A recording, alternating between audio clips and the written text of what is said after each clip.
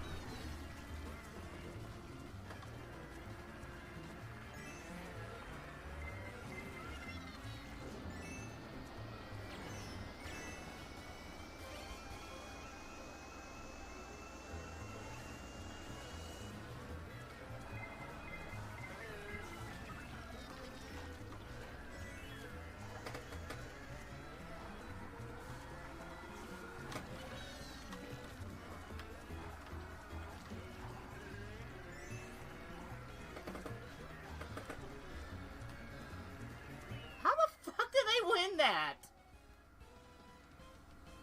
How the fuck did I win that? Like actual baby, like just don't even have to talk probably. Like I would have already said my first words, but you know, like start to be able to like talk like full sentences, you know. Probably, I don't know. I also don't know how ages work with kids, so I'm just guessing. Thanks, Rich. Yep, exactly. Give me just a moment. I'm just promoting the stuff on my social medias.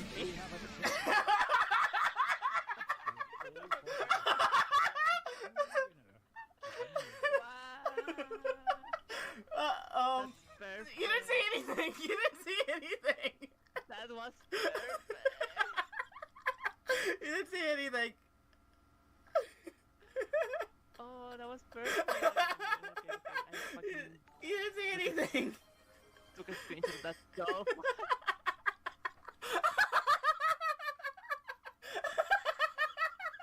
no.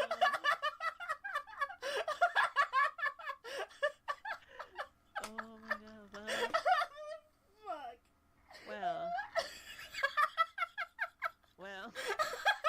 He took a screenshot of that stuff.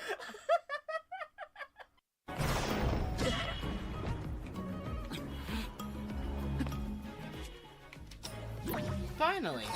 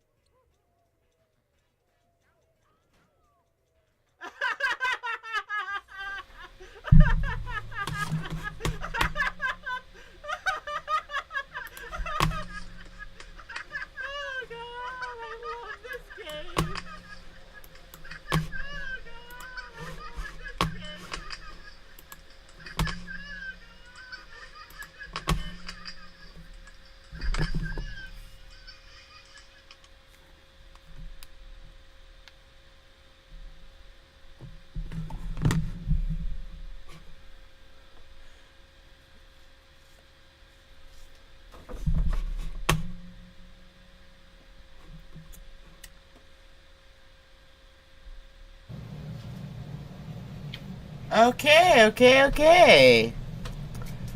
Welcome to the stream. How is everyone doing?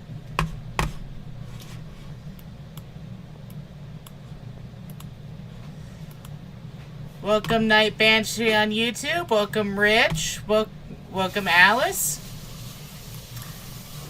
Thanks for No, I haven't been watching Eurovision, Rich. I am way too American for that.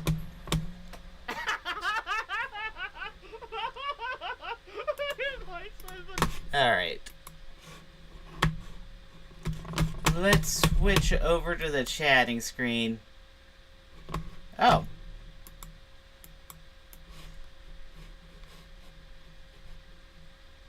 That's fine there, I guess. I was trying to move the bunny.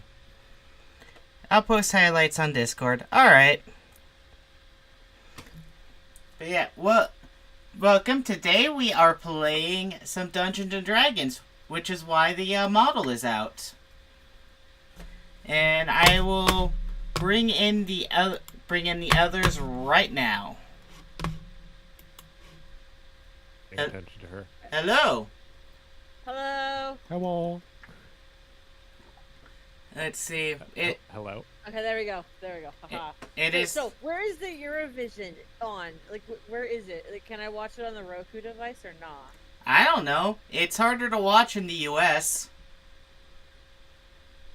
I see so many mentions of Eurovision, but it's like I see a lot of it. And I'm interested, but I don't know if I'm never interested enough to actually look it up. So that's why I'm like, Yeah, I've never seen it on the TV in the U.S. I kind of wish we had an American version of Eurovision, because that would be. I feel like it's just a bunch of people singing random ass songs in amazing costumes. Yeah, like. But then again, I remember we're American and we do crazy shit all the time. Like one for each state, or like a North American, or actually Pan American, and just have like Canada and Mexico and South American countries. So not to change the subject again, because we just started a new one, but then I was on TikTok and I was watching someone's like 100 It's a shame American Australian versus didn't. 100 British people. Who would win? Yeah. Every TikTok video I saw started going off on the Brits, being like, there was already a war about this back in God knows when, and Americans don't even need guns. And when the Paris Olympics happened, the rich Americans beat their butts. Those are the rich people that don't have to worry about health insurance. All right. Yeah, I saw the Australian one on your stream. That was definitely interesting, Rich. It was just some people swinging about milkshakes, and I'm not even sure if it was a metaphor for anything. Wait, like milkshake? Is it just like a song about milkshakes, or was it like a song about milkshakes? And I don't know which definition I'm asking. Just to be clear. I don't know. I watched it and I don't know how to describe it. I mean, Rich, you're in chat. How would you describe it? Surprised the dog's not in her bed. Oh yeah, where's the DM? The DM just burps. He's just being quiet because we're all talking. Okay.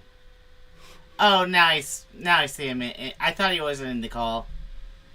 No, he was. I heard him burp from the drink. Yes, indeed. Where's the DM? The dog, Midna. She's laying by the door.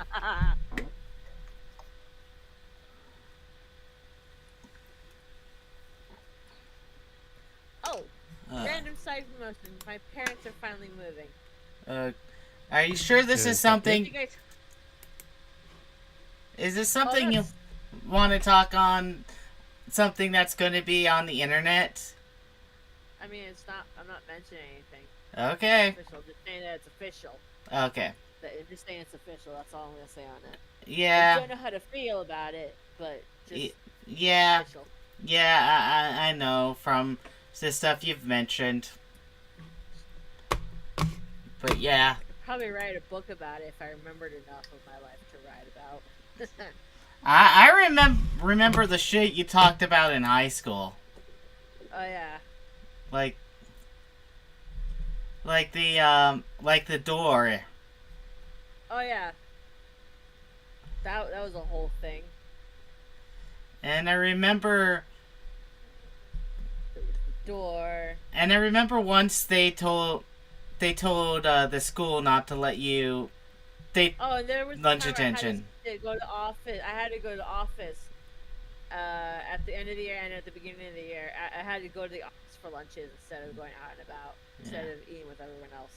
Yeah. That was fucking awful. Yeah, your parents were kind of. Yeah. But yeah, let's not talk. Let's not dwell on that. That was fun. Yeah. Let's talk about getting. Oh, yesterday I made a delicious drink for Jackson. I took a sip and I felt the warmth, and I was like, "What the heck?" I just took a sip of this. It was a strawberry blueberry lemonade freezer mix with. For Jackson, he had a shot of tequila, a good amount of tequila. All right. I Well, feel like I should make it again for Jackson for somebody to drink, so that way we can have the truth of the drunk transients. now I mean, I'm not a My character's an alcoholic. I don't personally like alcohol myself. Me neither. I just like the idea of it. Just having a little sippy sip. Yeah. If I was going to drink something, it would be this very specific bottle of wine. Okay. That would be in a shot glass. Yeah, we should play. Yeah. Yeah, I like alcohol, but alcohol no longer likes me. Getting older. Yeah, I think so. Yeah, that How old are you? sucks. So Wait, who's before the we oldest? start I'm in my this 30s. one, Me too. Who's the oldest? I was born in 91. I was born in 94. I'm baby. Oh, what year were you born? Later. Actually, wait, no. Okay, how old Earlier is- than you. Your baby. I forgot. I'm baby. I Yeah. was born in June. Am I still baby? Yeah, yeah, you are. I just momentarily forgot how dates work. Same. Really? Oh. Yeah, I said the year I was born because I didn't want to do the math. I have to use a calculator to remember how old I am on occasion. Yeah. I just take the year I was born and the current year and just subtract, and then I go from there. That's embarrassing. I mean, when you're out of school, how often does your age really come out? The last birthday that really matters is your 21st. Even for my 21st, I didn't do drinking. For some reason, I was all for the hype of it, but then you actually get to the age and it's like, ew. Yeah. I It's just- did drink when I turned 21, but like, it was the most disappointing thing ever because I ordered a beer at this music venue, and they Really? didn't even card me. Oh, I was that's like, so damn, frustrating. I was here a couple months ago. I could have gotten a beer. No one would have stopped me. Yeah. Oh, I remember one time me and Jackson were going out for dinner, and apparently I made a show of wanting to take a sip of his drink, and they had to card us both. Sucked. Okay. Made sense why, but still sucked. My commands aren't working on YouTube, unfortunately. But at least the bot is. Oh, wait, there it is! You're on YouTube? Yeah? Let's see. No, I'm just gonna look quickly see if you're on here. Yeah, I've been streaming on both sites for a Where bit the now. fuck is the plus sign?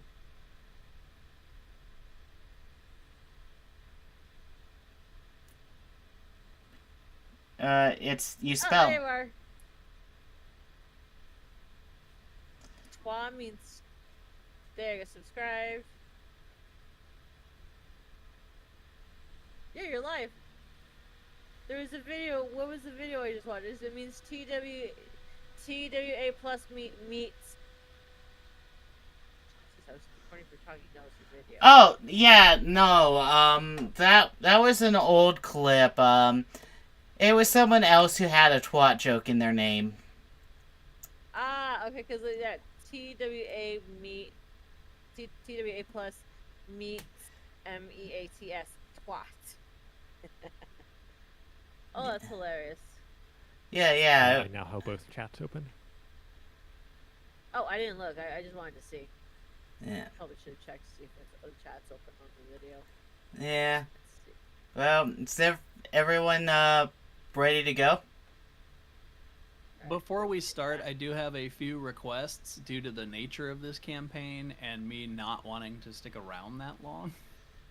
Okay, I'm sorry about last time, okay? My first request is to stop derailing. Yes. My second request is, if I'm in the middle of dialogue, do not interrupt. There's like 4 pages of dialogue in this fucking Oh, campaign. jeez. Alright. And this is practice for a real campaign, so I would appreciate it if we could stay on track and not get derailed too much, because it's impossible to DM if I'm derailed every 2 minutes. Oh, God. So if we're ever playing in person, we need a spray bottle to just spritz us when we're bad. Yes. I feel like he threw a butter sock. Yeah, I'll try to keep the distractions to minimums of just needing to interact with Twitch or YouTube. Yes. Just because otherwise this campaign that's only supposed to take like 30 to 40 minutes could take like 5 hours. Yeah, let's... And I really am only going to be around for like an hour, maybe an hour and a half. Do you have something to do later? More like I interrupted talking to 4 people to come join. Oh. Now I feel bad. We were all playing other things, but I had this planned already, so. Alright. Well, let's keep the derailments to a minimum. I'm awake, though. Alright. I drank soda earlier. Oh, wait, quick question. Do you want your Mountain Dew? No, because I like sleep. Sleep? What's that? Something you don't let me get. Alright. Okay, I'm sorry. Alright, well, let's start the game then. Alright. Alright. Let me get cleared up real quick.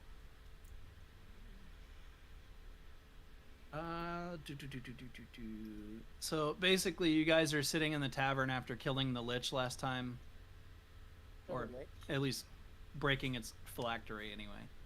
Alright. And as you're sitting there, a gentleman comes up and introduces himself as Garth Tort and hands each of you an invitation. The invitation says, "You are cordially invited to celebrate the life and legacy of Mallory Gilderoy on the occasion of his 100th birthday. All travel arrangements have been covered by the Gilderoy family and associates. A footman will negotiate your arrival to the estate. Black tie encouraged. Tailoring services available on site. No pets." I have to leave Wait, Anheuser? Leave behind the demon? Yes, no pets. But he's Can't in a you stick the multiple demon in your support pocket? group. We don't have pockets big enough. It's literally just a torso and a head. Alright. Well, I guess first thing we need to do is find a babysitter. Where are we gonna find a babysitter? Where are we? The The tavern. town you were last time. Tavern. Alright. The tavern where they're probably still mad at us for interrupting stuff for shits and giggles. Want to ask the barkeep if knows of any... Gnarlborough. Yes, Gnarlborough. Yeah, want to ask the barkeep if there is anywhere somewhere in town where I could leave my emotional support demon for a bit. Or we could pay the barkeep to just to keep him drunk and stable. I'm just barkeep agrees to leave it behind the counter and feed it all the waste alcohol. All right. Let's go. Now that that's taken care of, let's go get forward to snacks. adventure. Adventures. I see no reason not to agree to this suspicious request. It's a birthday party for a fancy guy. Also, you were all given a spell scroll to change your clothing's appearance to make you look more polished and refined. Are you saying we're not?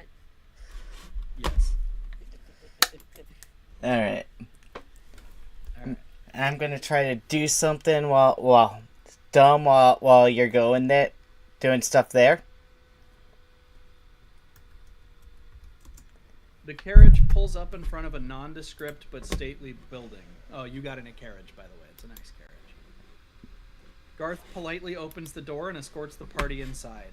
Within these walls is a small group of well-dressed guests, escorted by a footman dressed like Garth, talking in semi-hushed tones about how excited they are to attend a party at Gilderoy's. The footman grips a stone in his hand, mutter a few words, and the lot of them disappear. And as Garth holds the stone in his hands and reads the phrase, Reritz Nagram Selets, a rush of air seems to envelop you as a white light flashes in a blinding pulse. Violins can be heard. I'm being pinged on Discord already. Violins can be heard, somewhat out of tune. Flat, then sharp, then flat again before correcting into beautiful harmonies that ring out all around you. The bright light fades into a myriad of blurred colors and shapes, and as your eyes focus, you see you're no longer in the travel station, but are instead in a beautiful ballroom with a large crowd of revelers and titans of industry enjoying hors d'oeuvres and one another's company. Welcome to the Gilderoy estate, says Garth. Master Gilderoy hired a couple of bards and performers from across the far seas.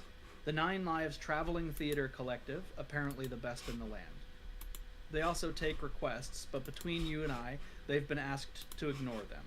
They're performing a play based on Master Gilderoy's life tomorrow night, following the 100-furlong steeplechase. Should be exciting, especially if one of the horses decides to join them on stage. There is, of course, a wide selection of ales and wines, and if you're feeling particularly emboldened by the jovial atmosphere, feel free to mix them together for a special treat. The treat is you'll be asked to leave. Over there, you can see Master Gilderoy speaking with his son Fletcher, who I'm sure you're aware is one of the most skilled archers in the realm. His prowess on the archery range is as legendary as his ineptitude in the bedroom, but you didn't hear that from me. That's the recently married Lady Fardashar Arturo speaking with her grandfather, I believe, Chief Indigo something. He's some sort of religious figure, highly respected. I don't care for his shoes. He's meant to travel with the happy couple for the full year following their ceremony to ensure everything is, I don't know, blessed? And that rotund dwarf over there is her husband, Hess Arturo, speaking with, a young lady who is not his wife. Can't say I'm surprised. I think their marriage is more of a merger, if you catch my meaning. Master Gilderoy wanted to buy both their companies at different points over the course of the last year, but now that they've joined forces, it's a party. We're celebrating. Let's not talk about anything that might make Master Gilderoy upset. As he finishes, you guys also realized that when you went through the teleporter, all of your weapons have been confiscated, and they will be returned sharper than they were taken. Sweet. You have no weapon. Wow, I can't believe they took a walking stick away from a poor old man. Go on. You're fine. I'm trying to figure out what the next. Oh, I'm sorry, I didn't mean to interrupt. When the hell did you put on the fancy dress? It was something I was doing while expedition was being done. I feel like I gotta put on a fancy dress for real life as well. We can't see you. I see the dress. Yeah, Very nice. Thank you. I mean, they can't see me, but you guys can. I'm not really gonna do it, but just jealous. I can't see you. I don't have my camera on. Well, yeah, but you said you guys can see. Okay, we're getting distracted. Let's go. Sorry. Like I keep taking a breath to go into the next section of the fucking. Yeah. Yes. Garth straightens up as Mallory approaches. A little spry-looking man with graying hair, a sturdy mustache, and well-groomed sideburns, who is quick to introduce himself to the party. Gilderoy, Mallory Gilderoy, though I suspect you may have known that already. Pleasure to make your acquaintance. Word is, you're all adventurers. Is that so? I'm a sucker for a yarn well told. Got any good monster stories? A gold apiece for an epic tale. He's basically asking if you want to tell him about your adventures recently. I ended up picking a fight with some cultists and ended up getting a demon drinking buddy. Nice.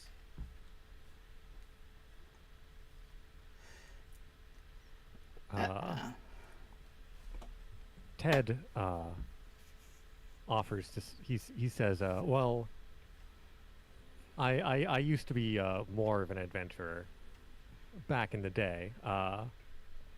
I once fought off a troll 12 feet high. I could tell you all about it. Ted is lying, by the way. This is a lie." As you guys are telling him stories, a guard comes up and whispers something to Garrett that you guys cannot hear.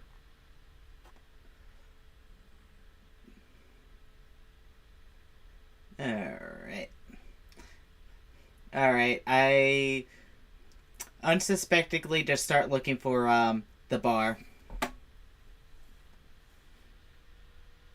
The dinner bell rings, and you guys are summoned to the hall where you guys are eating, which you're in a big ballroom, so it's basically you're just going over to a table to eat, and it's a delicious roast with some artfully planted root vegetables and of course wine. Awesome. As the room Go on. As the room settles, Sir Archibald Calico, a regal-looking man with a dense beard and a gruff voice, stands and begins a short speech. Good evening, madams and messieurs. I am, of course, Sir Archibald Calico, Cat of the Footlights, and it is my honor to lead the Nine Lives Traveling Theater Collective and present to you tomorrow night's production of Mallory Gilderoy, Man of the People, Maker of Men. It's a ribald tale with no shortage of intrigue, interlopers, ingenues, and ingenuity. And of course, whatever demon Mr. Gilderoy pledged his soul to in order to look so well preserved. I'm 50 years his junior, yet I won't need a lick of aging makeup to transform into such an stunning example of masculine grace. You're sure you're not a full elf, sir? Haha, I digress. We, of course, don't want to spoil tomorrow's show, but we do want to bring you a small taste of what we can do, so we thought we'd treat you to a little preview. The story comes courtesy of some of this gathering's distinguished guests.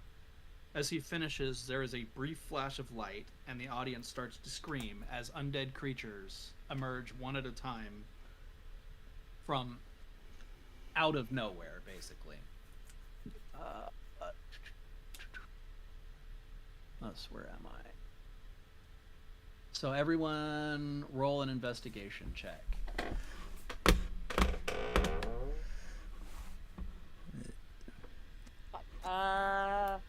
Is that a saving throw or just like a regular?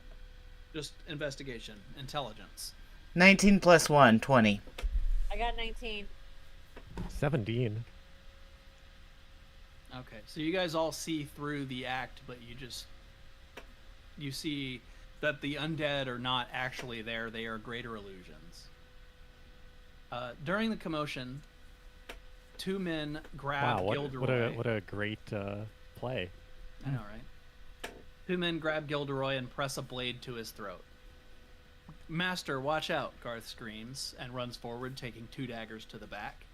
2 more daggers are thrown at Gilderoy, one hits him in the side, and he catches the other one, throwing it back to the assassin who falls. Are the daggers also illusions? You don't know. There's blood everywhere. May I roll perception? You can, but go ahead and roll perception. 20. Yeah, you can't tell.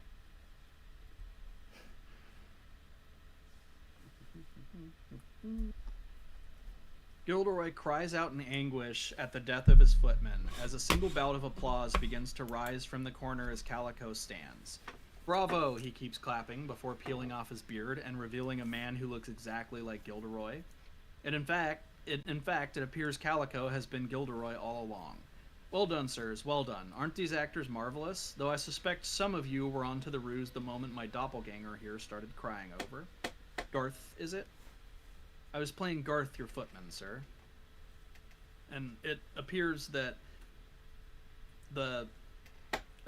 Garth peels off his mustache and removes his cap. His hair falls down into a long curly mane, revealing himself to be a her, Tabitha Fang, another member of the Nine Lives troupe. The real Calico stands, adjusting himself and waving his hands a bit as the illusion he's created disappears, including the dagger in his side and those appearing in Garth's back, and begins to deliver a rousing speech as the group takes a sweeping bow. We are the Nine Lives Traveling Theater Collective. This is Tabitha, Tabby Fang, motioning to the two guards, Devin Rex McCoy, Gas Can Dan Popper, and our newest member, as he points to the figure who fell from the rafters, Harissa Tanner. Well done, Harissa. We'll come up with a zippy stage name for you soon, and of course I am Sir Ultrabold Calico, Cat of the Footlights, and we'll see you all at the theater for tonight's Calico continues coughing, his body convulsing, his face growing slack and somewhat gray. He begins to sway, unable to stand. He vomits a gout of blood and starts to convulse, his skin bubbling as cries of agony ring out from his violently shaking form. He motions towards the goblet on his banquet table. There's a panic in the ballroom as the actors scramble to try and save their director.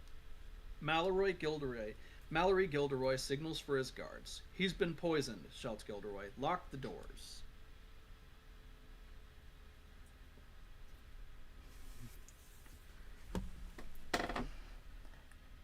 Does anyone want to try and help?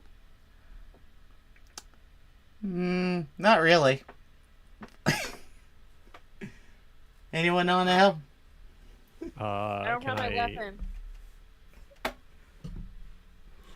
Can I try to see if he's actually been poisoned or if this is another illusion? He has actually been poisoned. Okay. Now remember, he was disguised as the Gilderoy Mallory, and someone has tried to assassinate him because they thought he was actually Gilderoy. Chief Indigo moves to the side of the actor and casts lesser restoration on him. It stabilizes him and reduces his tremors. He looks exhausted and unwell, but in surprisingly good spirits considering he was nearly killed. Gilderoy stands tall and shouts, "Someone on this island wants me dead. Not a very welcome party gift, I'm afraid. I hope you were all planning to stay for the weekend's festivities, because at this point, I'm afraid I can't allow anyone to leave." A footman Makes sense. approaches you and tells you that rooms have been prepared for you at one of the estate's guest chambers. He recommends you avoid any appearance of impropriety and simply retire to their respective rooms for the evening. You can ask around and see if anybody knows anything. Hold on, let me get to my... Yeah, you can ask around and see if anyone knows anything, or you can go directly to your rooms. Yeah, might as well ask around. Remember, you've got a bunch of party goers. You've got Calico, you've got Tabby, Gascan Dan, Rex, and Harissa. Lady Far Dasher Arturo and Chief Indigo Dasher Hess Arturo and Fletcher Gilderoy are all in the room. There's a ton of people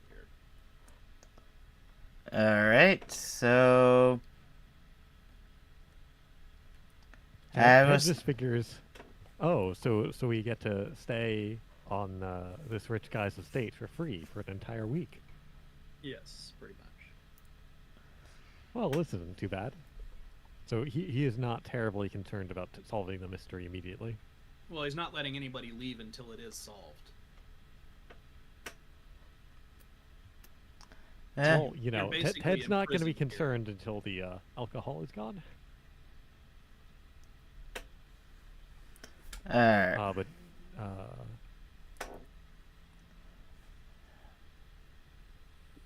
does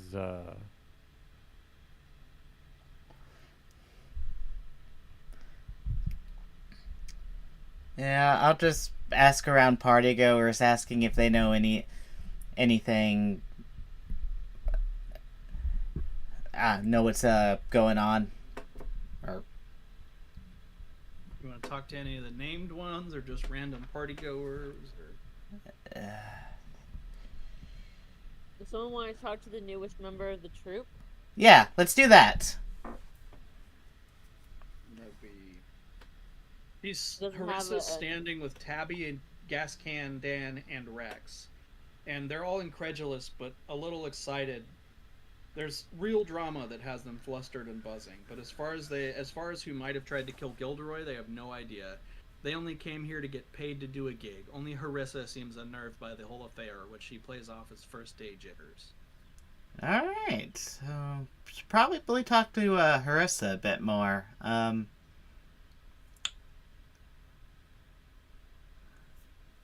Yeah, that's who you just talked to. They're all Alright. super excited about it. What about the okay, so my not to interrupt, sorry.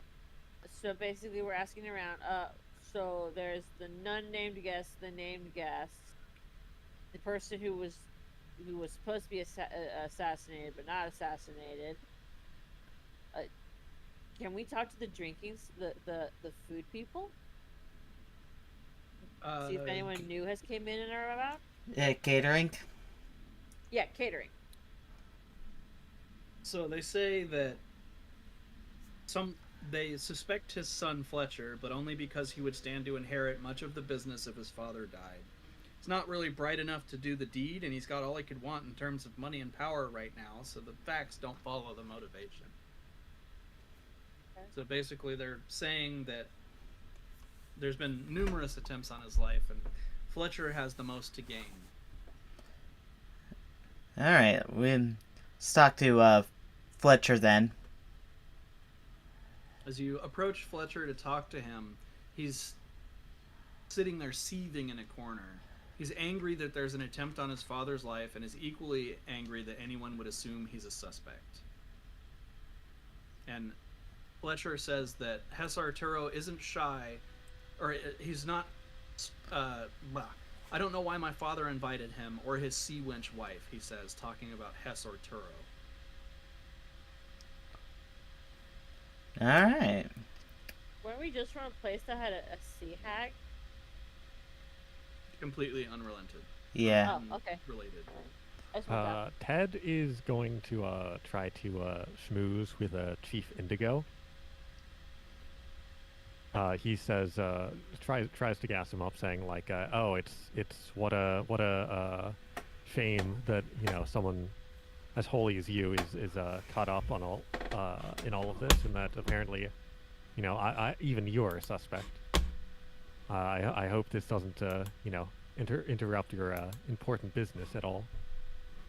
He wishes no ill will on Gilderoy, and admits his death would have significant ramifications for the realm, as he holds a monopoly on numerous trade routes and supply chains. They don't see themselves as a threat to Gilderoy's life, and understand if they are viewed as a threat to his empire. Well, why would they be viewed as a threat? Because they're also traders. Because Indigo owns a shipping company combining the might of Arturo mercenaries and ships and sailors that have long been the backbone of Dasher family. Yeah. Alright. I guess ask around just nameless partygoers. Everyone that you talk to thinks of at least 2 or 3 reasons why Gilderoy might have been poisoned, as he's a ruthless businessman who has made a number of enemies over the course of his life. Alright. Didn't really have much information other than that. Alright, well, Ted is now going to schmooze with Hes Arturo and say, this reminds me of the time I was trapped in a cave by kobolds. He cuts For you a whole off, week before drinking escaping. his mug of ale, looks at you and says that he hates Gilderoy, never liked him, would love to see him dead, but poison is the weapon of the weak or desperate, and he is neither. He wouldn't be surprised if it was staged, a way to keep the gathered crowd stuck on the island, forcing them to watch a stupid play performed by stupid actors about a stupid man and his stupid life. It's stupid. Yes, but look on the bright side. Free drinks.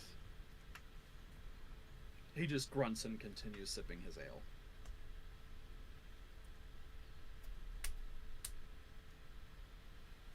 alright. I don't have any ideas of what else to do, so I'm ready to head to bed if, I wanna talk to Tabitha. Alright. Gonna congratulate her on her excellent acting. It really did seem like she was stabbed. He thanks you and then goes back to talking to Gascan, Dan, Rex, and Harissa, because they're all grouped together.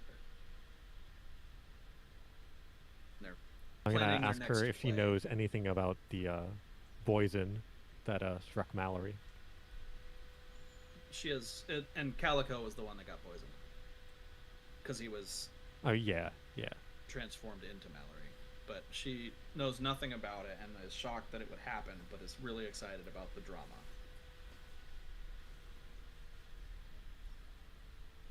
Does she care to reveal anything about the illusions they use and how they learn them? It's just basic magic, basically.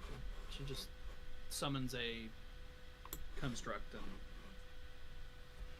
that's it. What's the name for it? Yeah, they're just illusions. Major image spell.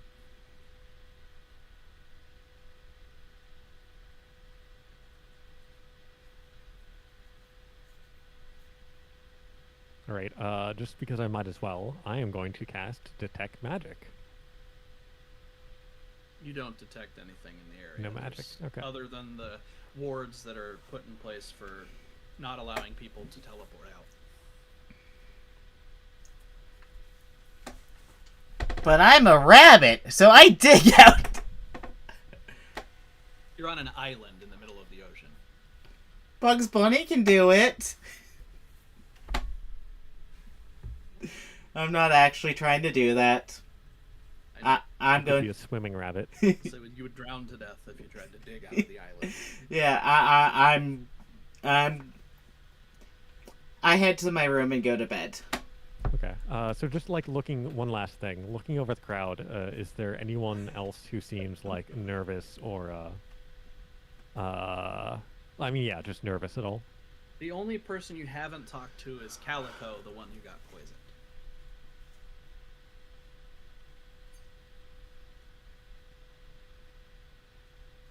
Okay, well, might as well talk to him. Exhaust all the dialogue. Ted says to Calico, trying to make a joke,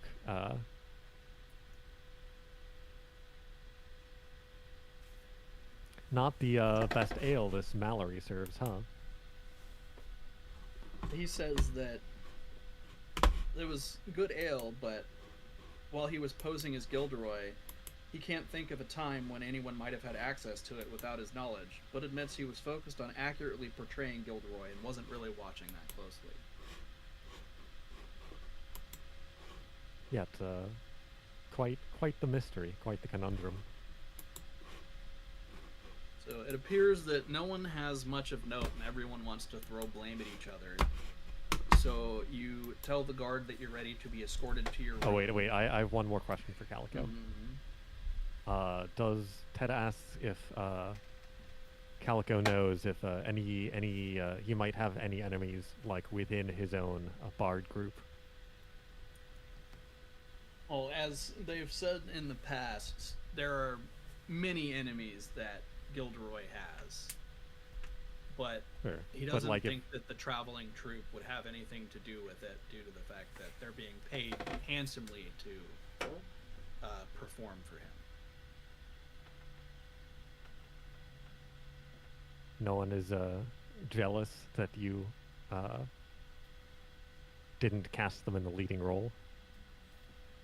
He's the director of the entire group, so he gets to choose who does what. So I guess they've all been traveling together for a long time, except for Harissa.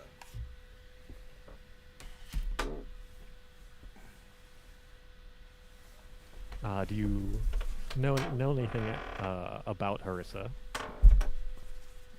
Just that So- she's a great actor and a good addition to the troupe. So you know her. You checked her references. Yes. Well, okay. I think Ted is done Oh. asking around. So you guys get escorted up to your very large guest rooms, which are all connected together by a little living room in the center. And the guard tells you not to leave your rooms for the night until everything has been sorted out, and then leaves. He also, well, before he leaves, he tells you that if you are caught wandering around the estate after dark, the guards will subdue you and return you to your assigned rooms under Master Gilderoy's orders.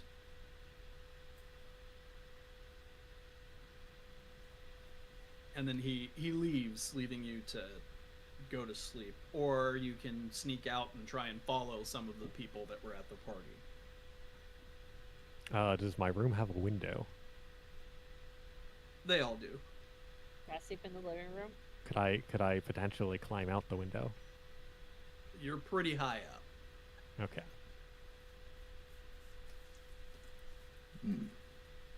Are we all in the same room or separate rooms? So you have one living room in the middle that's like a foyer, and then the 3 rooms off to the side where you were sleeping. I will be sleeping in the living room. There's gotta be a couch. I look around the living room and my room for something useful. There's no weapons, just a bunch of food and alcohol and fancy furniture. Let's see. I could either try to sneak out or get drunk. Ted, your call. Why not do both? All right, grab alcohol. We're go. Perhaps, We're sneaking out. Perhaps we can find, Mallory's fanciest wine in his cellar. Ooh, I like the way you think. Now remember, if you get caught, you get thrown back in your room and it ends the night. Yes. All right. And there's guards everywhere. How about one of us stays behind and make it look like people are still there? They're not checking in the rooms, they're just waiting in the halls, patrolling. Okay, so like, are there guards? Like, if I peek out, real stealthy, like, are there guards like in the hall right now? You can see one that's in the hall, but or there's 2 in the hall playing a game with each other, and they're not really paying attention to much going on. All right, they're not paying attention. Time to do I have to like pass them if I want to go somewhere else? It depends on which way you want to go. They're Okay. off to the left. I'm gonna try to sneak off the opposite direction the guards are in. I follow. All right. I'll follow too, I guess. You can see a few people that have also left their rooms, so it doesn't seem that anyone's really paying attention to the rules, and they're all avoiding the guards like you are. You can see Hess Arturo, the Lady Look at that one. Fardasher, and Chief Indigo, Fletcher Gilderoy, Mallory Gilderoy, and the Nine Lives Collective. Everyone is out in that hallway. The entire It's- Nine Lives collective. Yes. Okay, wait. Who else was? Could you say the first few again? Hessar and So Hess Arturo is sneaking around. Lady Farr and Chief Indigo are walking with four mercenary escorts down the hallway. It looks like they've been given permission because the guards let them pass. Fletcher Gilderoy, you saw him in your window before you walked out the room. He's practicing archery, or he's leaving with his bow to go practice archery. Mallory is heading down the stairs to his quarters to retire for the night, and the Nine Lives collectives are sneaking out.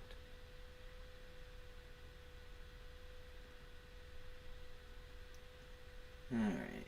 I wanna go talk to Fletcher. I think he's our ticket to nice beer. I'm gonna try to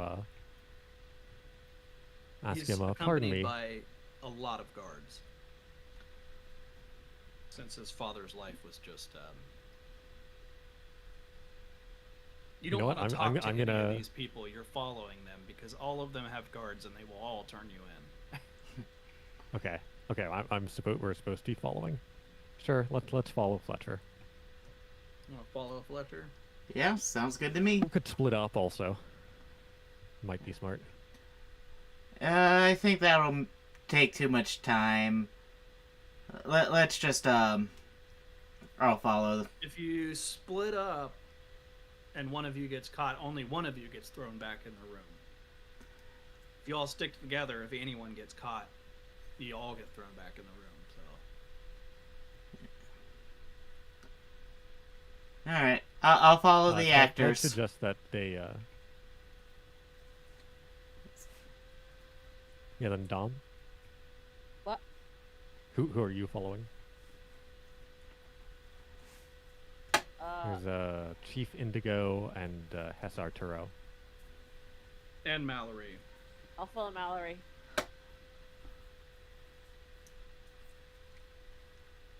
All right, so we're gonna Fucking do ninja. Fletcher first. You follow Fletcher out to the end of the estate, out in the woods. He's gone to an archery range, and he's very, very good with a bow. You hunker down in the bushes because you see that he's being accompanied by 4 members of the household guard. But other than that, you can't see him doing anything else. He's just practicing his archery. Cool. I'll just chill there, and wait till he finishes. Enjoy the bushes. All right. And then DJ, you're following Mallory. Yep. As you follow him downstairs, you're spotted by the guards. There's tons of guards in the hallway since he was just trying to be assassinated. And they escort you back to your room. Okay. I had a feeling I should have just stayed in the bedroom. Like, And I was then- thinking just stay behind, but it was like, everyone's like, we're going to follow. I might as well try. Lala is following the Nine Lives collectives. They make their way across the estate grounds to a large theater built for their performance. They're running lines and rehearsing fight scenes for the play. As you approach, Sir Archibald Calico sees you and alerts the guards to clear the area of the theater and the surrounding area. So they basically, you can't get any closer to see what they're practicing without getting caught by the guards. Alright, then I guess I just hide. All right. You guys don't want to try and follow the other 2 people since there's still 2 of you? I don't think I can leave my room. Oh, You can't, no. alright, who's the, other 2, left? You have Hess Arturo and the Lady Farr and Chief Indigo. Turo. together. Someone follow Turo. Alright, I'll follow Toro. Okay. You almost wish you hadn't, as when you go back in, you see him sneaking into the girl's room of the person he was flirting with at the party, and they shut the door. Alright. Follow Chief Indigo.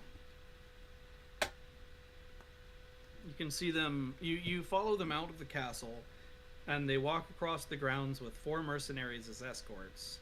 They go to the water's edge and pray, part of a ritual required to seal her marriage in the eyes of the people.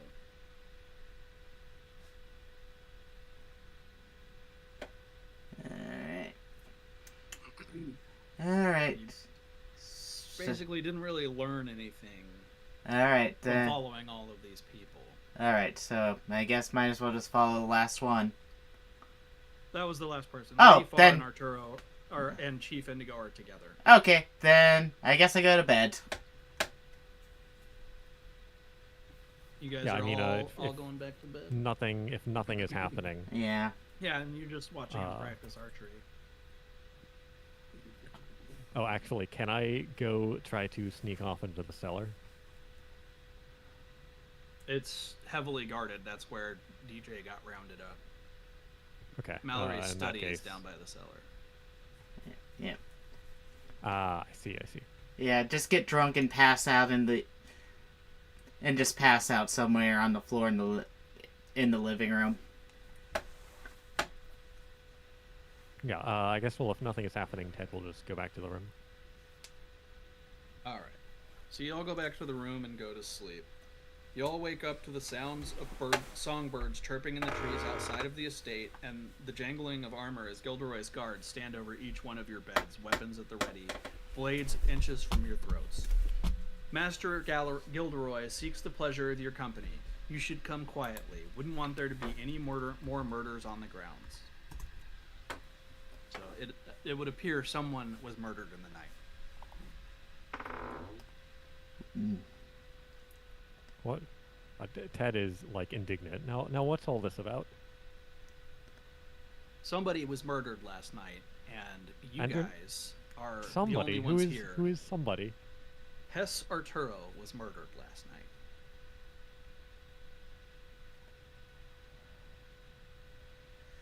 And Gilderoy appears for himself, saying that there's no need for violence, and he wishes... I'm being called. Give me a second. Alright, I guess since our DM is distracted, I will go ahead and interact with Twitch chat. Hey, me player, how you doing? And yeah, we're playing some D&D. There you go. How you doing? Oh, thanks. Hello. I have a question for you. Yeah, what is it?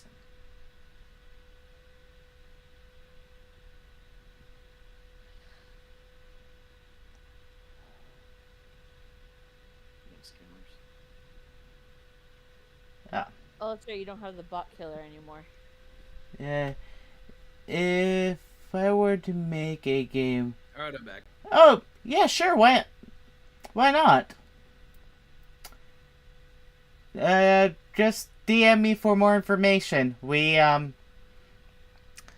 can't really talk about it right now because we're on a, schedule here, so we need to get back to the game.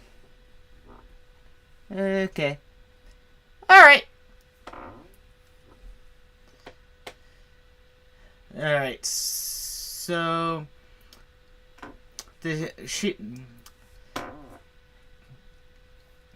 Okay, so Gilderoy has... We're still streaming, right? Yes. Not an ad break, okay. Gilderoy has shown up in the room and kicked the guards out while he talks to you and tells you to come with him. He says, Lady Dasher Arturo is quite irate. It's Hess Arturo. He's been slain. Frankly, if you did do it, I'd be inclined to reward you, but that's off the record.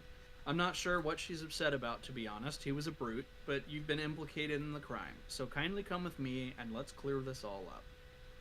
He leads you back to the ballroom.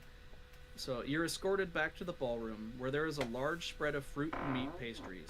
Within the ballroom is Mallory's son's Fletcher Gilroy. flanked by several guards. On the opposite side of the room, with her grandfather Chief Indigo, as well as a full garrison of cutlass-wielding Arturo mercenaries, is Lady Far Dasher Arturo, her palms and clothes covered in dry blood. She eyes you all with disdain and a severe anger, as do each of the mercenaries at her command.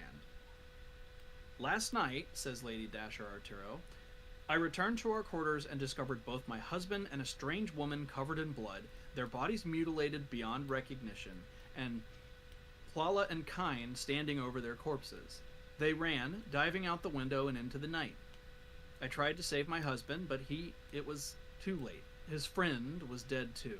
I don't blame her. He was a rotten man, but he was taken from me, and we will get to the bottom of why. So why did you kill my husband? That's not possible. I was sent back to my room and I haven't left. So you left your room? Yes, but I was caught by the guard and sent back to my room and haven't left since. So you had plenty of time to kill Arturo. I don't even remember what he looks like.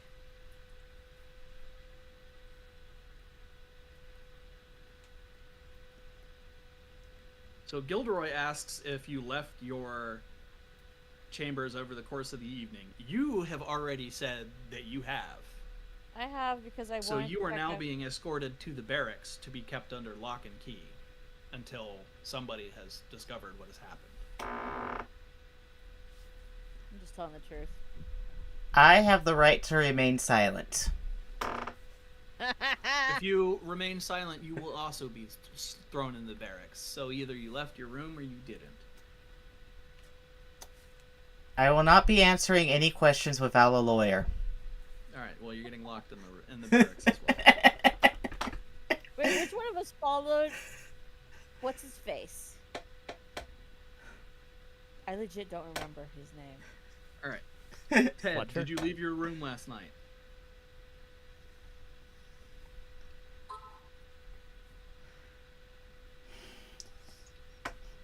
Well, hold on. Surely we all know who the illusionists are on this island. Have you brought in the bards? For Yeah, they're all questioning? here. One of them is questioned, or no, that's not her. Never mind. But you're being questioned because the Lady Far saw your two party members kill them.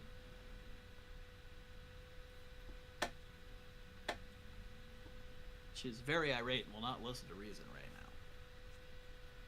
So, did you leave your room last night or not?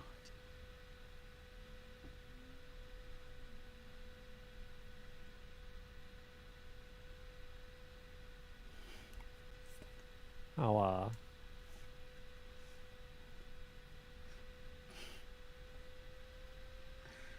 it doesn't matter if I had left my room. Either way, I wasn't seen at the scene of the crime. But you're with the party who did. Who was seen at the crime.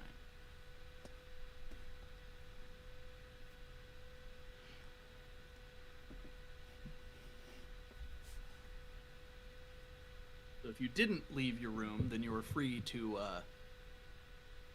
roam about with, of course, an escort to make sure you don't get up to anything. If you did leave your room, however, you will be locked in the barracks with the other two.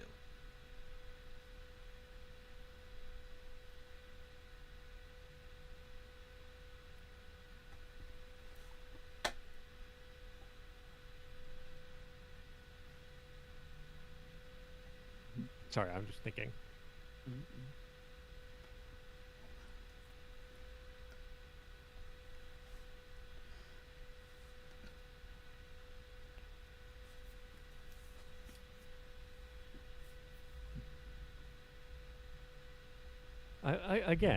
You're asking the wrong question.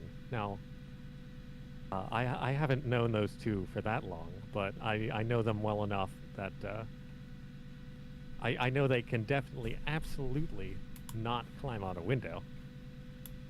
Neither of them are nearly graceful enough. But For did that. you leave your room?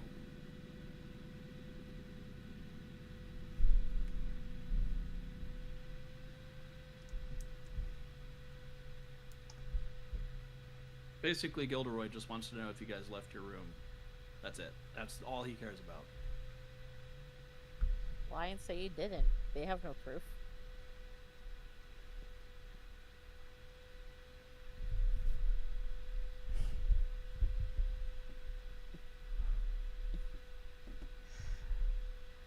Hold on, I'm deciding if I want to lie about this or not.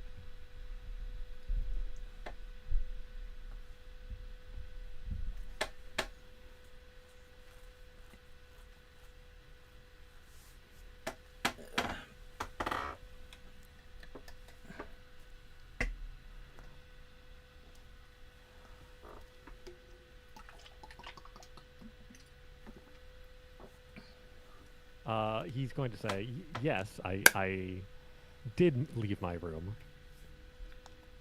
You did And, not you know, leave your I've talked with the other two about, you know, who we saw wandering around outside, and yeah, I know for a fact we, you know, couldn't have done it, but like if you're willing to talk to us, we could probably figure out who could have. There were witnesses. Also, roll a charisma DC. Just raw charisma. Deception. Wow, 13. Terrible roll. So Gilderoy does not believe a word that you've said. Everybody roll a persuasion check. Ugh. Shit, fuck. By the way, you're all supposed to lie and say you didn't leave your room so that you have higher chance of not getting locked up. Well, my ass decided to be honest. I'm sorry. What am I doing 13. again? Rolling a charisma check. Fuck, is that... Charisma. Yeah, even with advantage, that sucks. I got a 6. I got a 17. Okay. Well, All if I of hadn't you, said another 13. all of you get escorted to the barracks and are kept under lock and key until one of them. Hold on.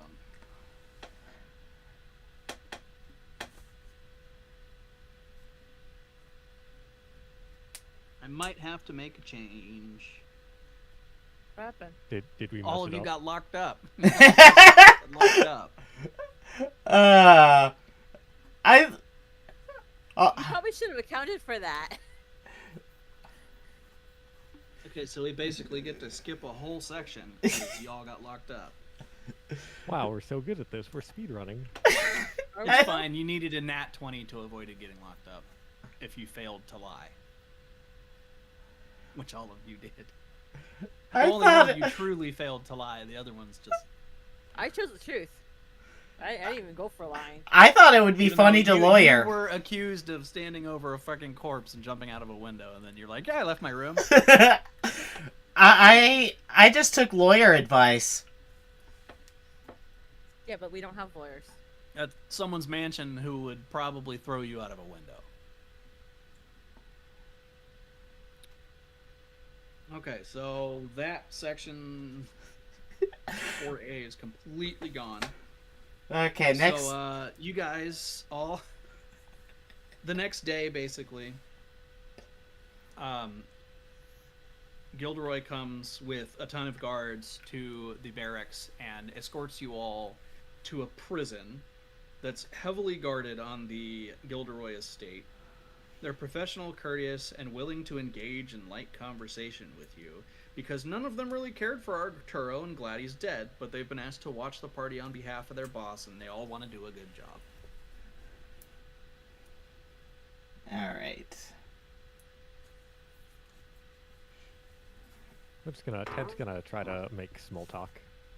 You know, when I heard Arturo was dead, I figure the assassin would have been the lady he was with. You know, suspicious character, but really, it's tragic. Apparently, that she was caught up in whatever grudge he had. Oh, I agree. It's definitely tragic that she died, but he had it coming.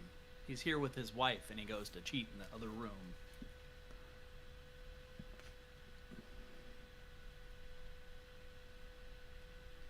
I would almost think it was a lady having her revenge if it hadn't seemed so prepared in advance, you know? Yeah, but you remember that you guys did watch her pretty much the whole night. When she came back is when she saw the bodies. Well, yeah, the she morning. didn't do it, but she could have ordered it done. She could have, yes. Wait, why was she covered in blood? She throw herself on him? Probably went to go check on the body, yeah.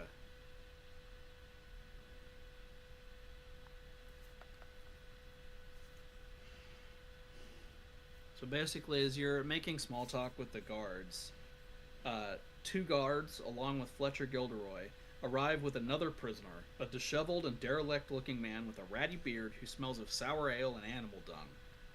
Fletcher kicks the old man into the prison with the rest of the party. The guards explain that the man was found wandering the stables, trying to steal a horse so he could ride across the water. They insist he's clearly a bit off and throw him in there with you. Horses, look alike! All horses look alike! Screams the old man as the guards laugh. He's crazy, Fletcher giggles, before all three of them turn and leave. The old man is afraid of everyone and everything and does not want to be touched, raving about horses the entire time. Good thing I was turned into a bunny and not a horse then. Everyone roll investigation.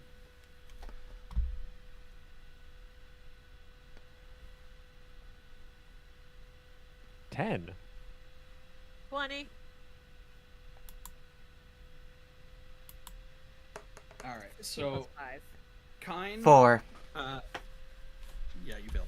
Kine, you realize that there's something familiar in the pair of eyes, even if they're wild and unsettled. You can see that the man's beard is false and can be pulled away. Can I pull the beard then? You pull the beard off his face, revealing the splendid mustache of Mallory Gilderoy, who spits and shouts, "Whores! Lookalikes! All whores!" Whores look like all. He's not talking about horses, he's talking about whores. Ew. So he's raving mad, and something has clearly been done to him. Wait, he said whores look like whores? Yeah? Pretty much. Oh, I had a train of thought and then I lost it. All right. Well, first of all, detect magic. Is he under the effect of magic? He is. Can you dispel it? Do I know anything about that magic? If you have any sort of restoration spell, it would be good to try and cast it. Because you can see that Well, he's I have under a feeble restoration mind spell that works if he is at 0 HP. We have. Anyone No, else? how about Zone of Truth? No, because he's got feeble mind on him, so he's... Whatever he believes is what he believes. Unless any of you have greater restoration. I don't think any of us. I didn't know I could change my spells, so it's all whatever I had. Can I attempt to non-magically heal him? It How won't do you work. do that? Give him a whack to the Okay. head? He's under the influence of a very strong scroll. Oh, scroll. Don't we have any scroll? What do we have in our inventories? As you try and figure out how to get rid of the curse, Indigo comes in. And he's very distraught as he sees Mallory there, since Mallory has just told him to come and visit he was permitted by Mallory a few minutes ago to come and visit the prisoners by a man that he presumed to be Mallory, who is now presiding over the start of the 100 furlong steeplechase. Oh god. Since your party has figured out that Mallory is the man in front of you, Indigo runs over and casts Greater Restoration on him. As they do, Gilderoy says that the last thing he remembers is he was jumped in his study by actors from the troupe. The last thing he remembers is them pulling out a scroll and reading from it as they held him down. He implores the party to help him regain control of his estate.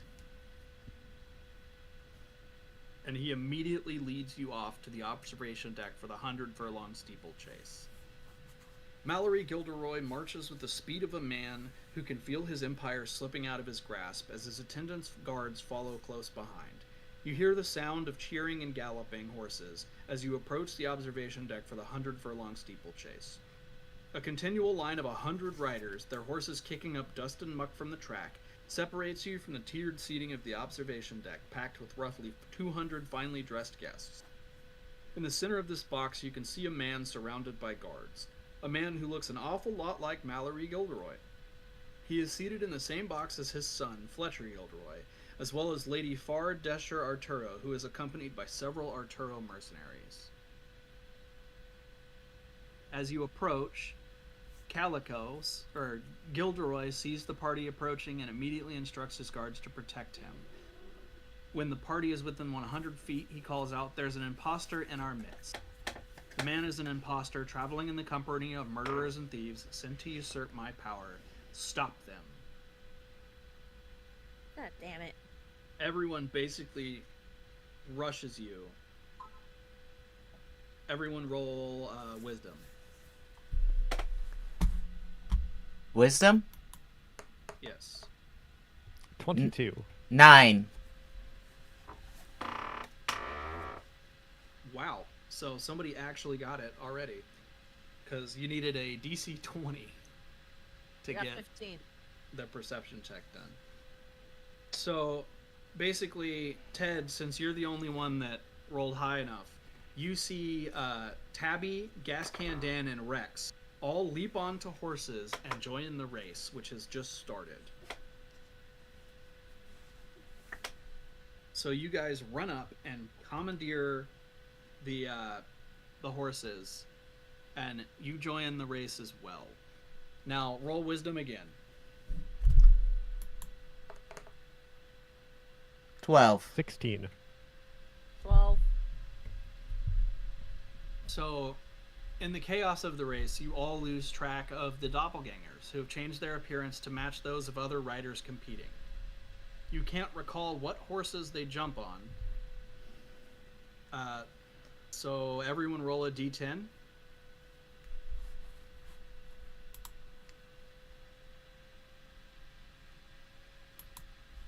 Roll one. 4. 8. 126. Wait, that is not right. Not a d10. I didn't know 126 was in the number 10 somewhere. I got the wrong one. I accidentally did a D10 plus 2 D100s. I got the wrong numbers. I mean, 3. it's been a while since elementary school, but... Shut up. It was an accident. I did the a 1D10 and a D100 mistake. Alright, Yeah. roll a d10. 3. Waiting on you. You got a 3. Only one of you have picked the right person to follow. It is not me. So, Ted and Plala, you chose to follow actual racers, and you do one full circuit of the court before you realize this, because now you're just back where you started. Go ahead and roll a d10 again for the both of you. To pick another person to follow. 5. 10. All right. Plala, you follow them around the track one more time before seeing your two party members following someone else off into the distance. So, on the second run around, you decide to follow your party members who seem to have spotted the troop riding off to the theater instead of around the track in circles. Well, I got to keep track of how many turns we've taken because that dictates the end. All right. So, as you pursue the riders, they are really adept at riding horses, and they're leading you on a wild goose chase. to get to the theater as fast as possible. They're pretty far ahead since you've been distracted running around the track a few times. At first, while you're following them, you run into a hurdle. So everyone just roll a d20.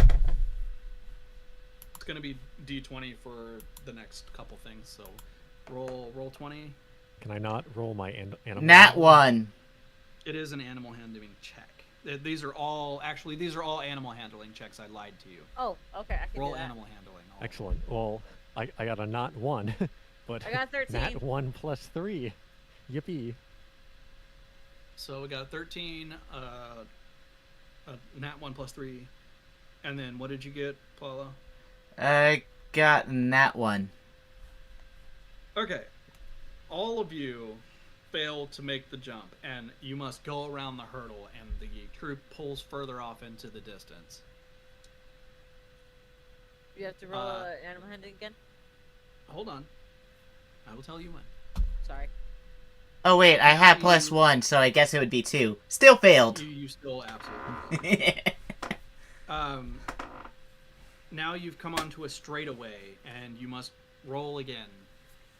What are you rolling? Same thing, animal handling d20. So it's just roll your animal handling DC. 11. 13. 17. All right, so that means we've only got one failure. The two of you dash ahead, Ted and Plala, and Kine falls behind a little bit. Now a rider tries to cut you off to gain the advantage. Roll again. 23! 6. 16. All right, Plala, the you bunny fall is not good with behind, animals. and you have a disadvantage next time you roll for this, so you have to subtract 1. The other two manage to avoid getting cut off and continue to chase the troop off into the distance. Now, as you're following them, on a straightaway, a small child has wandered onto the track. Everyone, roll another animal handling check. 19. 17. 14. All of you avoid the small child and continue on your way. And in front of you lays another hurdle.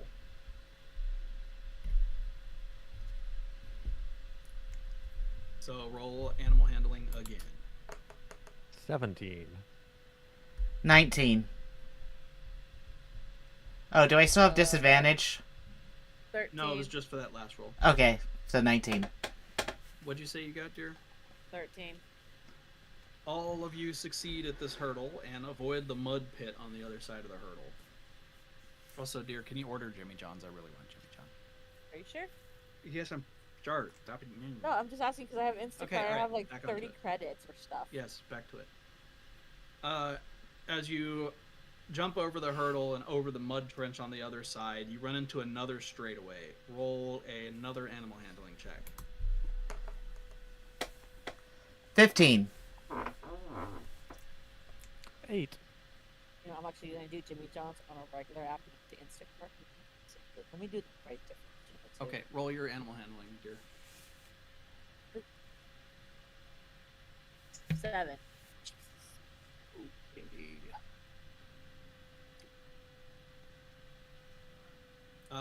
As you're nearing the theater, a large stone wall lies in front of you.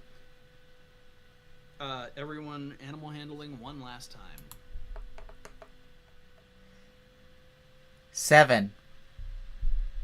7. Can we get the trifecta? Oh, sorry. One more animal Am I handling. doing animal handling again? Yeah. 22. Oh, you made it around. So, Kine is the only one who makes it around the wall, and the other two have to go the long way around, cutting more time out of the thing. So you get to the theater where the curtain is slated to rise later tonight. Since they are miles ahead of you, they're all well hidden and have already taken their positions hiding.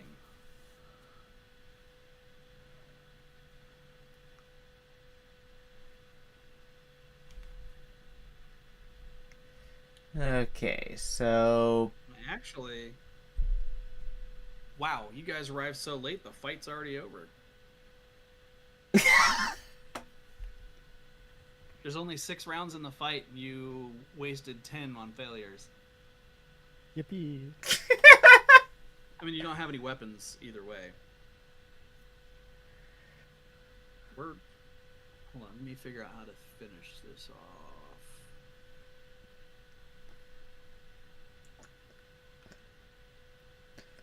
Okay, no, it's not over yet. It's once the party arrives. Okay, once the party arrives, the mercenaries fighting for Lady Dasher Arturo, as well as Fletcher Gilderoy, arrive, still convinced the party is responsible for Hess's murder. Alright. So, you don't know where the 4 members of the troupe are. Because they hid when they got in there. So, Lady Arturo and Fletcher Gilderoy come in with 8 guards. And prepare to fight you. And since you guys don't have any weapons, you've got your fists and your magic, basically. Quick question. What do you want? My normal.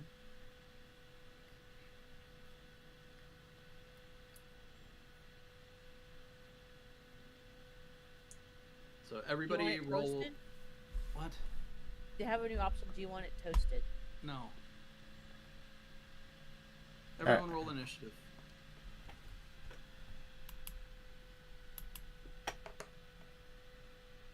Well, 2.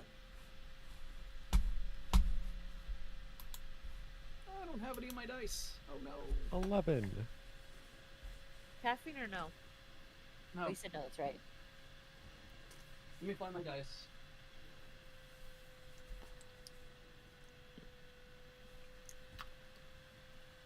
Actually, okay. So, as you are being attacked, Gilderoy uses some sort of magic, and one of the guards turns out to be a doppelganger from the troupe. And he transforms, and everyone is now really confused about what's going on.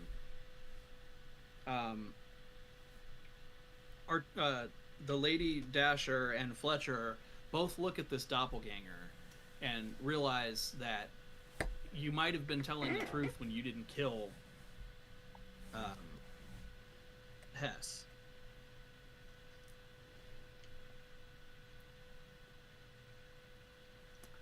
And Harissa appears from her hiding place up in the rigging of the theater, opens the curtain, and tries to throw sandbag down on Mallory.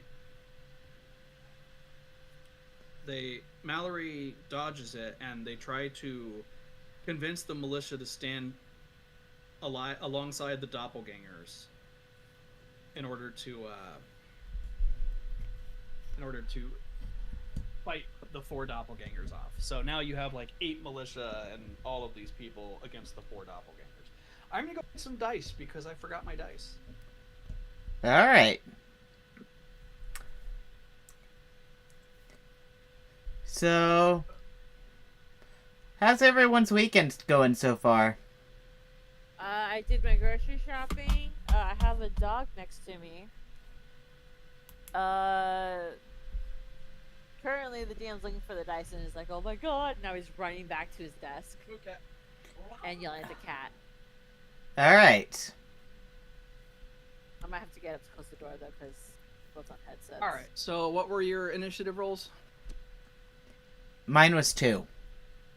11.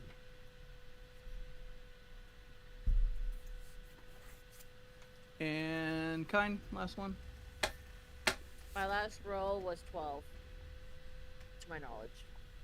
I don't want to reroll.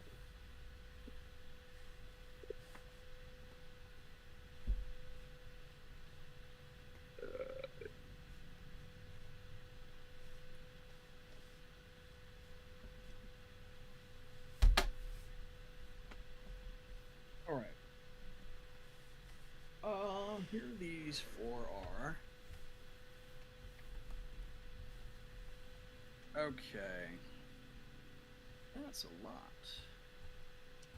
So, can I come? That much health. Abby has that much health. No, they all have that much health. Oh man, I have to pee real bad now that I stood up and moved a bunch. I'll be right back while I set this fight up. All right. I'm gonna go get some of the soup I was cooking. Do an ad break. Yeah, might as well.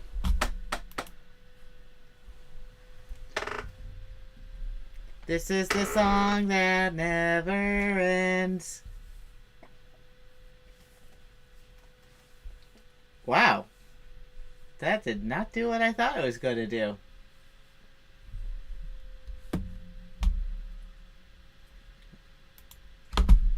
Check the disc. Yeah, I think I'm the only one at the mic right now. Anyone in chat want to talk while this is going on?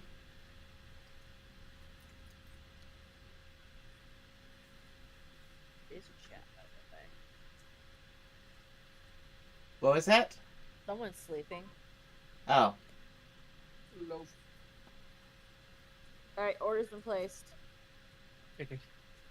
All right, I am ready. If you guys are ready. I'm as ready as I'm going to be. I'm still an ad. Let me know whenever you guys are ready to start this fight.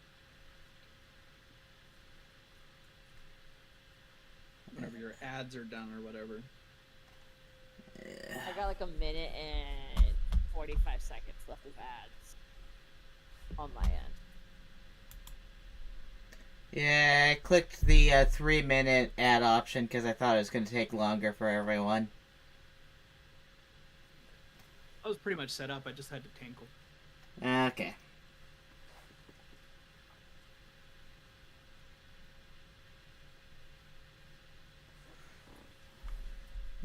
No broken.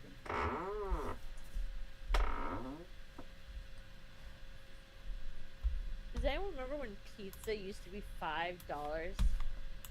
I mean, it still pretty much is at a Little Caesars. It's $6 now. $7. Going little sleazers. Oh, 7. Yeah, big difference. $6, $7, yeah. If I just remember, we used to be able to order like what, 2 boxes for each person Mm-hmm. for like $20. $20, and it wasn't bad. Yeah, Little So Caesars. this was back in 2012. Yeah, I mean, it doesn't surprise me that much. Little Caesars changed their price. It's been $5 for years.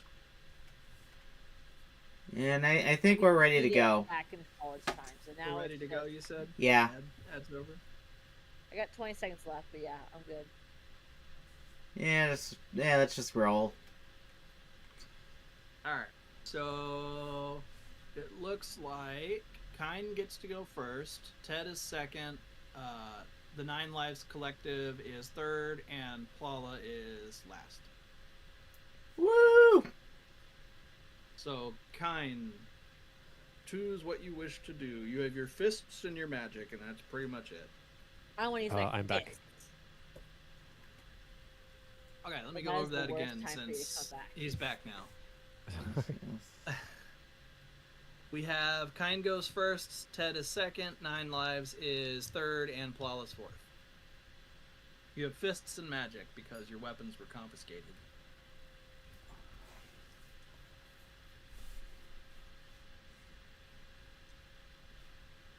Oh, hold on, I forgot to add 2 other people here. We got Lady Far. I'm guessing I'm still gonna be last. This is a song that doesn't hurt.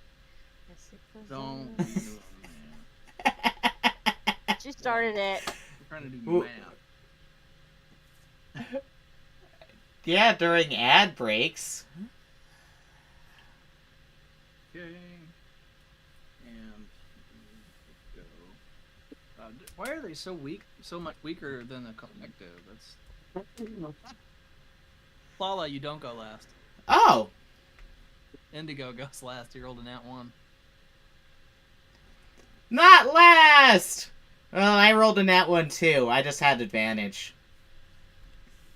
I had a 7. I don't even know what was my initiative? You're going first. You got 12. Oh, okay. Wait, does everyone else suck? No, you got a 12, an 11, a 10. Or no, a 12, an 11, a 5, a 2, and a 1. That's depressing. That's just sad. So you're going first. Alrighty then. I like to smack a bitch. You have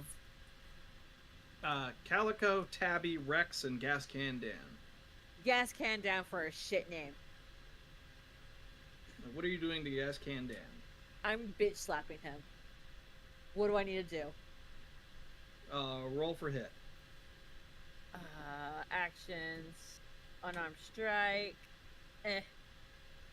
Well, you gotta roll a 20 to hit first. Or your hit, you gotta roll your hit DC. That's what I'm doing. I got an 18. Okay. You hit And then- him, and then roll for your unarmed strike. My damage. Undefined 2? What? That's not fair. I guess I hit him for 2. I get 2 points off his health. I don't know what this is. Bludgeoning, apparently. You have a +4 to it, to hit. Yeah, +4 to hit, and then damage is 2. Oh yeah, you only have 2 bludgeoning on yours. Do you have a strength modifier +1, so you do 3? I got, yeah. Okay. Okay, and you wanted Gas Can. Dan, please. Please let me hit him. Yeah, you hit him for 2. Sweet.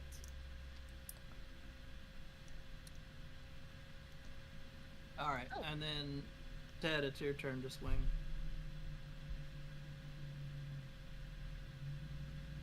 Okay. I'm also going to go after Gascan Dan. Alright. It's my unarmed strike. Roll for hit. 15. You hit. Okay. Then roll damage. 8. You rolled 8 damage. Okay.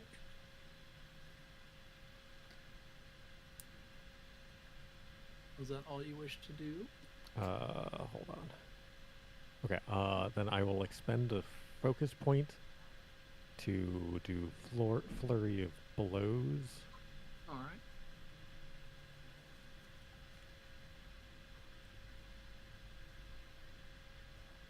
So a 7. And then 11 for the next attack. Alright.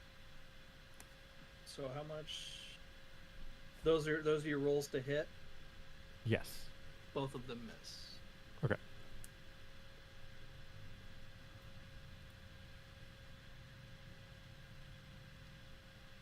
And then I guess I get my other main attack, Yes.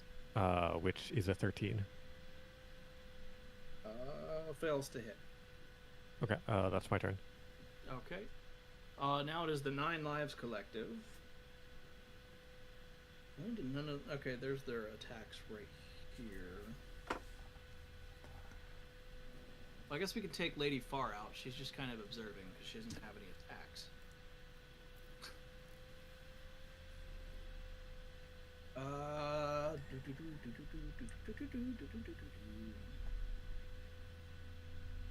Multi-attack. We're gonna make Sir Archibald is gonna run towards Chief Indigo and take a swing. He does not hit. And he's gonna multi-attack, and the second one does hit. Or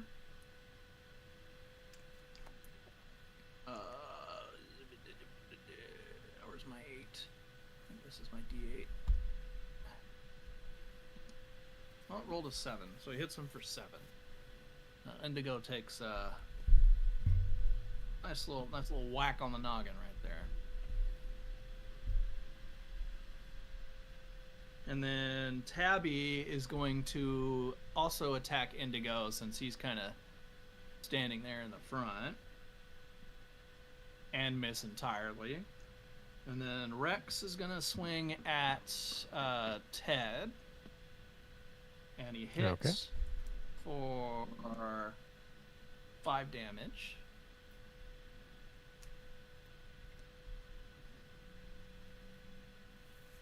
Okay. And then Gas Can. Oh, you're going to do it. I can deflect the attack. Okay. Does that work again? Where are you? I reduce the damage by 17. So yeah, you um, don't take anything then. And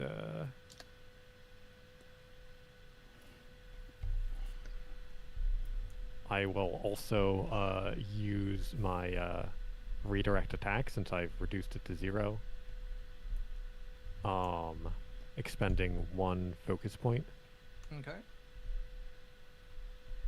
And Gas Can Dan makes a DC 14 Dex saving throw. I assume like he's within 5 feet of me, right? Gas Can Yeah, Dan. they're all right Yeah. up on each other. They popped out the floor.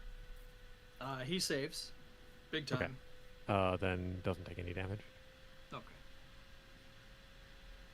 And then I think it was Oh wait, that was bludgeoning, piercing, or slashing damage on the attack against me, right?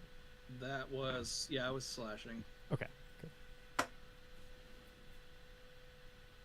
Okay. That means that it is Plala's turn. I would like to cast Vicious Mockery on Gas Can Dan. Really going all out against him. I just don't like his name for some reason. Honestly, it's just something irritates me. All right. So I gotta remember how that works because I don't have it up. Got you up. Vicious Mockery. Where's Vicious Mockery?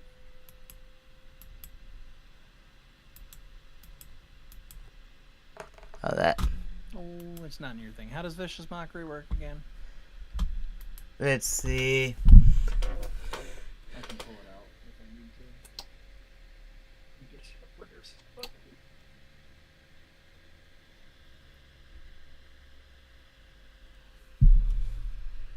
Okay. Cast at will, 2d6 damage.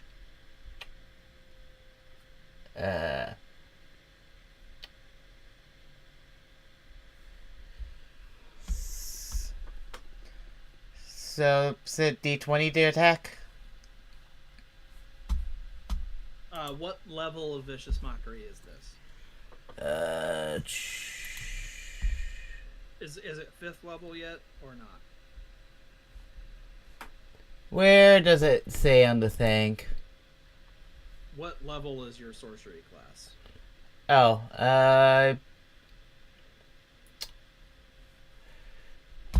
just a sec. I think I need to go to the other page because I.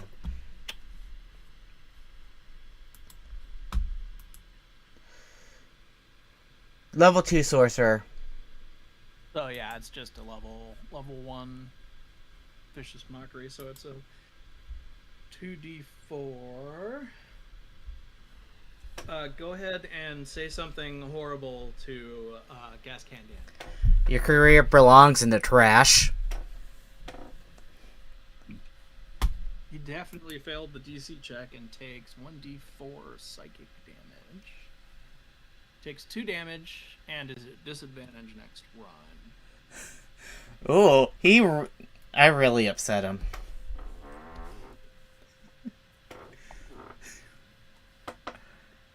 Alright. Alright,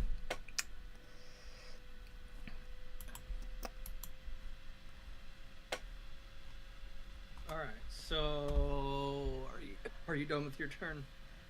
I guess Bard of Inspiration on Ted. Yay.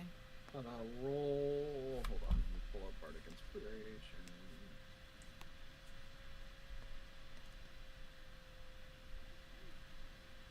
Oh, I pulled too far.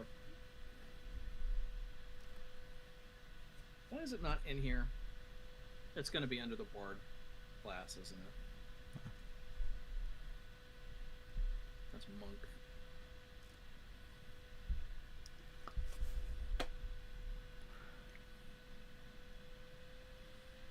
Right. Almost there. Oh, here we go. Oh yeah, roll a d6.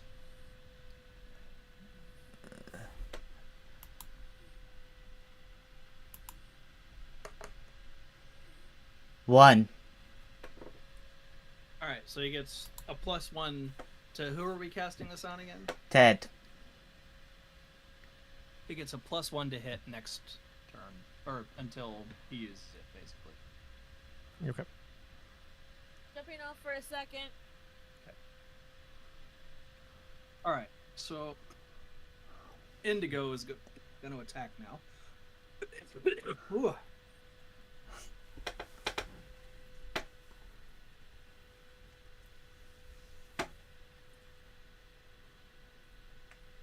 Let me see.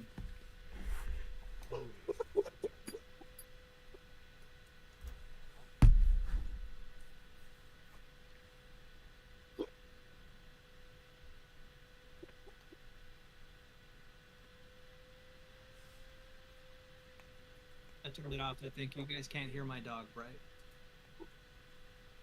Kind of, a little bit, not really. So that my mute button on my headset doesn't work then. That's cool.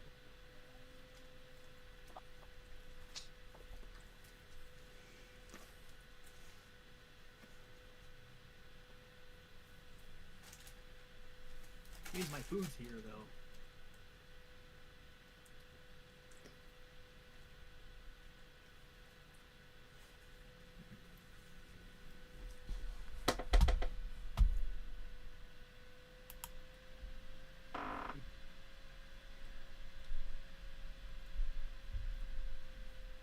Alright, so Indigo is going to cast Guiding Light, or Guiding Bolt, at 9th level since he's a fucking god of a spellcaster.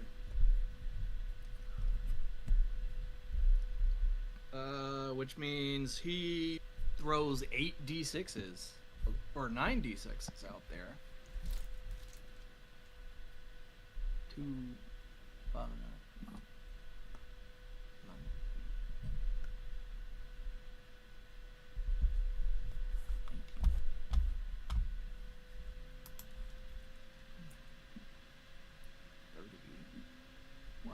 And does 31 damage to Gascan Dan. We're just picking on Gascan Dan. Let's see if he has any other things he can do.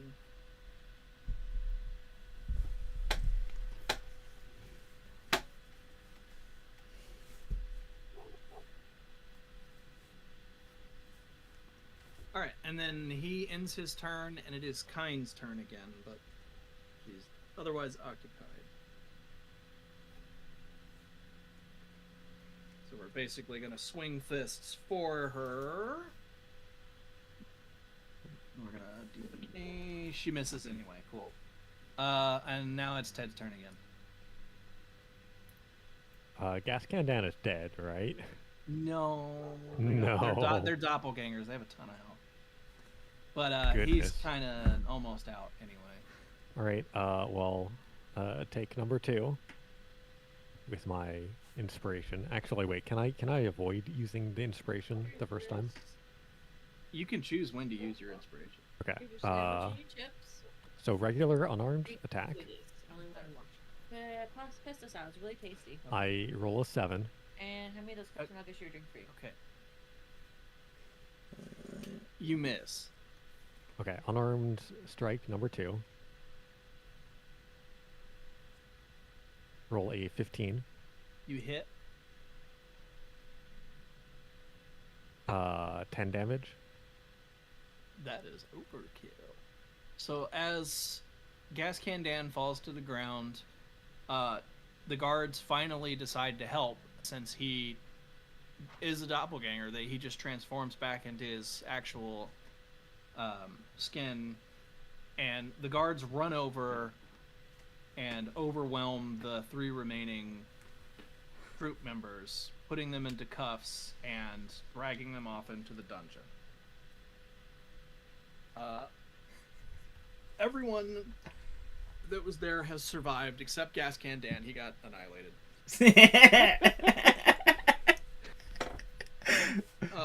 All because of Kind's vendetta. Indigo gives you a beaded necklace. It's a prayer of healing at 3rd level on it, and it allows you to read people more easily. You get an advantage on all wisdom checks, and Mallory gives you 700 GP and use of his teleport tones and circles. Fletcher is very unapologetic and refuses to apologize to you guys, thinking he was right the whole time. He doesn't believe he did anything wrong. And Lady Dasher begs you for your forgiveness and gives you a rare model ship worth 1,200 gold. Sweet. I say fuck you back to the guy who said fuck you to us. No, fuck you. Just end it with the bunny middle finger. Right. And then that was pretty much it for this one. You missed the whole murder sleuthing part because you all got thrown in jail. It would have told you what you found out anyway, that the troop was responsible. Yeah. I thought it would be... Next time I won't do the lawyer bit. I just thought it would be funny. It was worth it. It was worth it. Alright. And then I am going to go eat now. I like that More of Ted just lies the entire evening, and then the one time he's actually supposed to lie, he tells the truth. Well, no, you still lied, but you weren't believed because his perception is through the roof. You needed basically a nat 20 to actually tell the lie perfectly. But yeah, so that's Actors in Peril or whatever it was. I don't know. Ah, sorry, what'd I miss? The end of the campaign. Gascan Right. Dan fucking died. Yeah, Oh. Gascan Dan's the only one that died in the whole fight. Yeah, The Gas... guards came in and arrested everybody once he fell. Yeah, Gascan died, and then the guards arrested the rest of the troop for being friends with him, as they should. But what exactly happened? Because I was... Well, Harissa is the one who murdered Arturo, basically.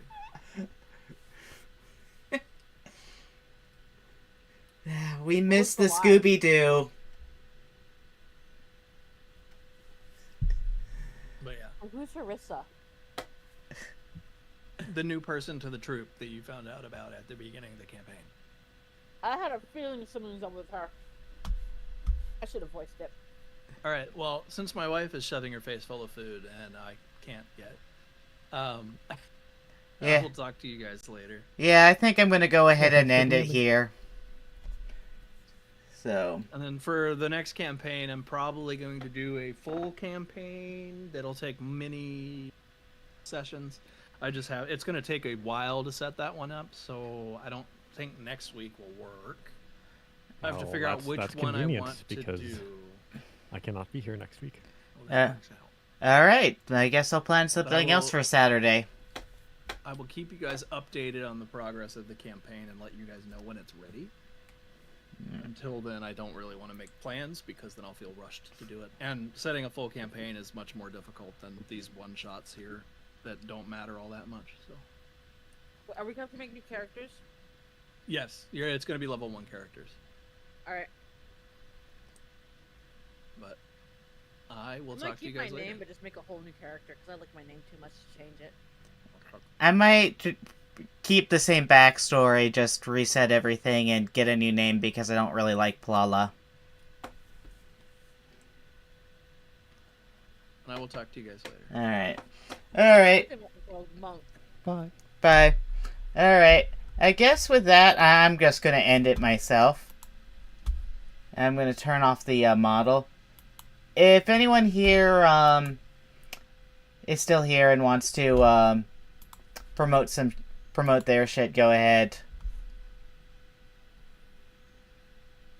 I think they all left already. I'm still here. Oh, do you want to promote anything? Nope. Uh, Off the top of my head, my bad. That's fine. Alice, do you want to There we promote? go, someone's calling for me. Buy Garfield Kart. Best game ever. Yeah.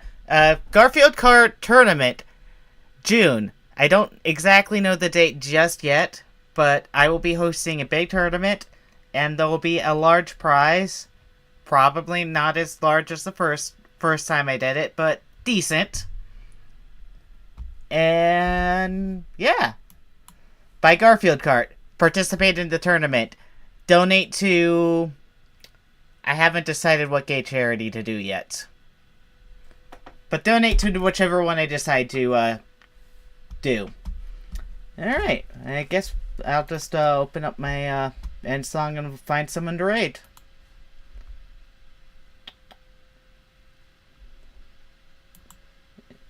Because don't really have a plan on anything to do after. Thank you so much for flying TWA Plus. You had your choice in streamers, and thank you for breaking me. I stream every Friday, Saturday, Sunday, Monday at 6 p.m. Eastern Time, assuming that my job will allow me to keep my same schedule. And I already promoted the Garfield Kart tournament, so let's raid. Following.